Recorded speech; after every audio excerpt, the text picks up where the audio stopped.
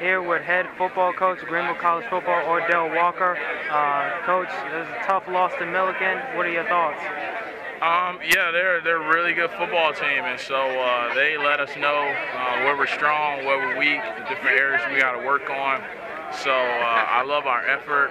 We were able to move the ball at different times. We just couldn't finish. I think defense came up, made some plays at different moments, but we certainly got to get better at tackling, and we got a few blown coverages. But that's what good teams do. They expose all that stuff. So we get 2 weeks off to get better. That's the name of the game. Really get better each day. Okay. What are some positives you can take from this game? Positives, I think just Brennan Chambers, that guy leads us, and the way he's able to move the offense. I think the O-line really played really well. Our inside run was solid.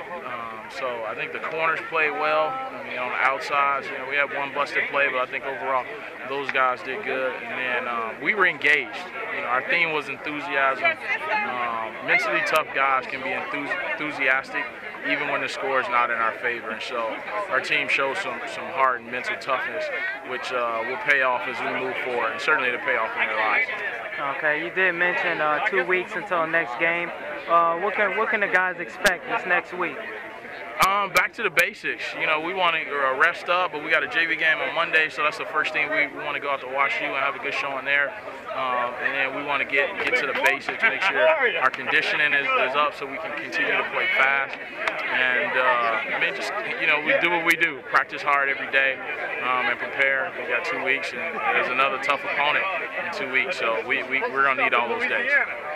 Thank you for your time, Coach. Thanks.